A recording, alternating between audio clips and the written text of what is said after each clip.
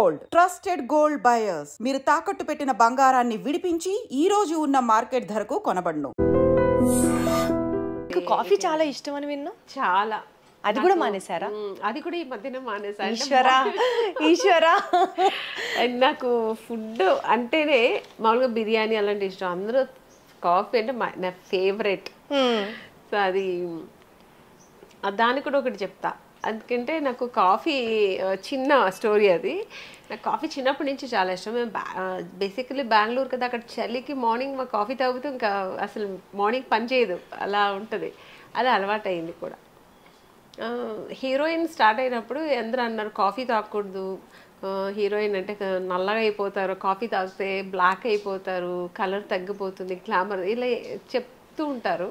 ఇప్పుడు కూడా చాలామంది చెప్తూ ఉంటారు, వింటుంటాను. సో నేను ఆ ఒక భయంతో ఏం చేశాను, కాఫీ మానేసా. హీరోయిన్ అవ్వాలి ఎందుకు అని టోటల్ కాఫీ మానేసాను. అది సాక్రిఫైస్ చేశాను. నేను హీరోయిన్గా ఉన్నాను. ఒకరోజు నేను సౌందర్య వేరే షూట్ అంటే విజయవాడ వెళ్తున్నాం. హైదరాబాద్ విజయవాడ. ఊరు విజయవాడనా? Okay fine. అక్కడికి వెళ్తున్నప్పుడు ఎయిర్పోర్ట్లో కూర్చోంటే ఇంకా బోర్డింగ్ పాస్ అనేది తీసుకుని కూర్చోంటే అక్కడ కాఫీ షాప్ ఉంది. సౌందర్య చెప్పింది, ఆమెని కాఫీ తాగుతామా అని. నేను కాఫీ తాగుతానంటేనేంటి, హీరోయిన్ కదా, మనం కాఫీ తాగకూడదు కదా.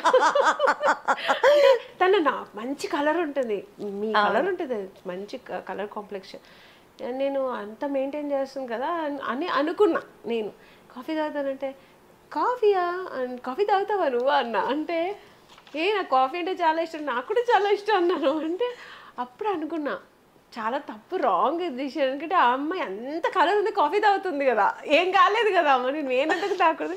మళ్ళీ అప్పటి నుంచి స్టార్ట్ చేశాను నేను.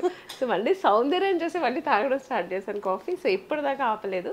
ఇప్పుడు ఈ మధ్యన కొంచెం మార్నింగ్ కాఫీ తాగడం మానేసి, ఎందుకంటే ఎంటీ స్టమక్లా తాగకూడదని ఒక డాక్టర్ సజెస్ట్ చేస్తే అది ఫాలో అవుతున్నాను. ఈవినింగ్స్లో ఎప్పుడైనా అలా కొంచెం, అది కూడా ఒక 2 సిప్లు చూసాను. ఇప్పుడే మా ఆఫీస్కి వచ్చినప్పుడు కాఫీ ఇచ్చారు, ఇంత లెక్క పెట్టుకొని అది ఎంత ఎంఎల్ ఉందా ఆ కాఫీ అని అనుకోవచ్చు అనమాట. బట్ మొత్తానికి చాలా బ్యూటిఫుల్గా ఉన్నారు. ఇదే బ్యూటిఫుల్ నోట్తో మీ ఫిలిం బ్రహ్మాండం రిలీజ్ అవుతుంది కాబట్టి బ్రహ్మాండం సినిమా గురించి అండ్ కొంత మీ పర్సనల్ స్పేస్ గురించి మాట్లాడుకుందాం. సో మీ రీసెంట్ ఫిలిం బ్రహ్మాండ టీజర్ చూసాము, చాలా ఇంటెన్స్గా ఉంది. మీ రోల్ కానీ, స్క్రిప్ట్ కానీ, స్టోరీ వర్క్ కానీ అర్థమవుతుంది. డివోషనల్ సినిమాలు ఉంటాయి, థ్రిల్లింగ్ మూవీస్ ఉంటాయి. డివోషనల్ థ్రిల్లర్గా రాబోతున్న ఈ బ్రహ్మాండ సినిమా గురించి ఏం చెప్తారు? ఎగ్జాక్ట్లీ ఇది డివోషనల్ థ్రిల్లరే. అది ప్రొడ్యూసర్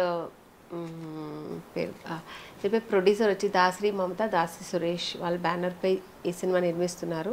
సో రాంబాబు గారని డైరెక్టరు. చాలా ఆయన చూడడానికి కొంచెం సాఫ్ట్గా ఉన్న సినిమా మాత్రం చాలా బ్రహ్మాండంగా చేశారు.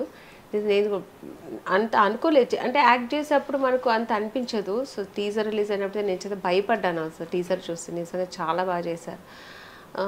ఇందులో చాలా విభిన్నమైన పాత్రలు ఉంటాయి.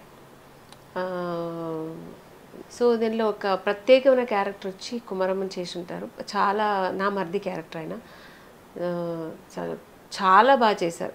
ఒక లేడీ గెటప్ వేసుకుని తను దీంట్లో అంటే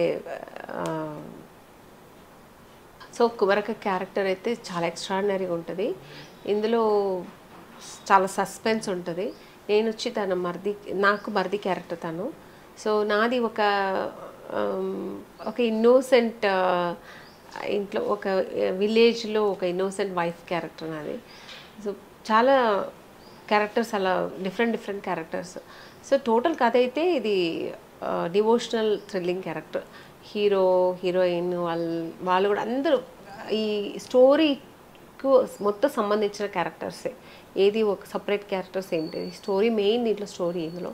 so story, screen play, direction అంతా రాంబాబు గారే. మీరు హీరోయిన్గా చేశారు, ఎన్నో ప్రాజెక్ట్స్ చేశారు, గ్లామరస్గా చేశారు, ఎమోషనల్ క్యారెక్టర్స్ చేశారు.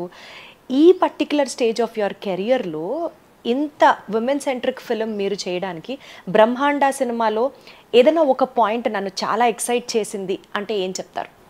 నాకు నేను చేసిన సీన్స్లో అయితే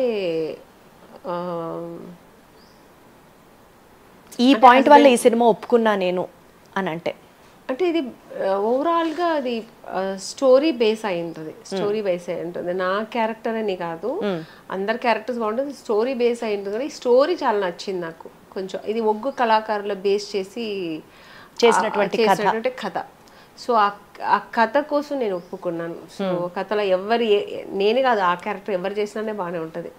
సో అలా స్టోరీకి రిలేటెడ్గా ఉంటాయి అన్ని క్యారెక్టర్స్. సో అందుకని ఇట్లా ఏది ప్రత్యేకంగా చెప్పడానికి ఏమీ లేదు. ఈ సినిమాలో మీరు చేసినటువంటి క్యారెక్టర్ ఆమని గారి నిజ జీవితంలో ఆమని గారి క్యారెక్టర్కి ఇది సింక్ అవుతుంది అని ఏమన్నా చెప్పాలి అని అంటే ఏం చెప్తారు? అంటే మీరు చాలా స్పిరిచువల్లా, డివోషనల్లా? నేను స్పిరిచువల్ ఎక్కువ, అంటే డివోషనల్. నాకు చాలా భక్తి ఎక్కువ, దేవుడు అంటే నమ్మకం ఎక్కువ నాకు. అంటే పూజలు పునస్కారాలు ఇంట్లో ఉంటే చేస్తూ ఉంటాను, అది పక్కన పెడితే నాకు నమ్మకం ఎక్కువ. అంటే ఈ మంత్రాలు మాయలు ఇవన్నీ అలాంటివన్నీ లేదు. దేవుడు అంటే ఒక స్పిరిట్ ఉంది, మనకు మించి ఒక స్పిరిట్ ఉంది అని ఒక నమ్ముతాను. సో అది ఆ ఒక్క శక్తి మమ్మల్ని నడిపిస్తుంది అనేది ఒక నమ్మకం నాకు. సో ఈ సినిమాలో కూడా మీరు దేవుడిని నమ్మే క్యారెక్టరేనా? దేవుడిని నమ్మే క్యారెక్టర్. మీ క్యారెక్టర్ గురించి చెప్పండి బ్రహ్మాండాలో. అది చెప్పాను కదా, ఈ సినిమాలో నా పేరు వచ్చి ఎల్లమ్మ. ఒగ్గు కళాకారుల బేస్ చేసిన స్టోరీ ఇది. సో మా ఫ్యామిలీ ఒగ్గు కళాకారుల ఫ్యామిలీ ఇది. యాదవ కులం అంటారు కదా, అలా ఆ బేస్ చేసిన క్యారెక్టర్స్ అని ఈ సినిమాలో మా క్యారెక్టర్స్ అన్ని. సో దీంట్లో జయరామ్ గారు నా హస్బెండ్ క్యారెక్టర్ చేస్తుంటారు. అదే ఒగ్గు కళాకారులు చేస్తూ ఉండే ఫ్యామిలీ మాది, స్టేజ్ మీద ప్లే చేస్తారు కదా, అలాంటి ఫ్యామిలీ దీంట్లో. సో దీంట్లో కుమరక్క వచ్చి నా మరిది క్యారెక్టరు. సో తనుకు మా హస్బెండ్కు నాకు రిలేటెడ్ ఉంటుంది, అంటే స్టోరీ బేస్ అయ్యి. తను ఏదో అనుకుని తను అలా అన్న ఏంటంటే మరిది అన్ని అని నమ్మకంతో అలా మొత్తం తన మీద బేస్ అయ్యి అలా వెళ్తూ ఉంటాం మా ఫ్యామిలీ. ఇది మొత్తం చెప్తే మీకు అర్థమైపోతుంది. సో అంత ఒక వాళ్ళ రిలేషన్షిప్, అంటే అన్న తమ్ముళ్ళ రిలేషన్షిప్ అంత చాలా గట్టిగా ఉంటుంది. సో మేము కూడా అలా ఒక జాయింట్ ఫ్యామిలీ లాగా అంత బాగుంటాము. సో దీన్ని బేస్ చేసి లాస్ట్ క్లైమాక్స్లో ఏం జరుగుతున్నది కదా. సూపర్. సో మీ లైఫ్లో కూడా ఏదన్నా ఒక సూపర్ న్యాచురల్ ఫోర్స్, ఒక స్పిరిట్, మీరు అన్నట్లుగా ఒక హయ్యర్ లెవెల్లో ఒక స్పిరిట్, ఈ పని ఇలా నా జీవితంలో జరగడానికి కారణం ఉంది, ఒక పర్పస్ ఉంది అని మీరు నమ్మిన సందర్భం ఏదన్నా ఉందా మీ లైఫ్లో? ఇప్పుడు అంటూ ఉంటారు కదా, అన్ని ఏం జరిగినా అది మన మంచి కోసమే, మనం యాక్సెప్ట్ చేయాలి అని అంటూ ఉంటారు. మీరు ఎటు ఒక డివోషనల్ పర్సన్ కాబట్టి, ఒక సూపర్ న్యాచురల్ ఎనర్జీ ఉంది అని మీరు నమ్ముతారు కాబట్టి, మీ లైఫ్లో ఏదన్నా జరిగిన సందర్భంలో ఆ మినిట్కి మీకు అది నచ్చకపోయినా లేదు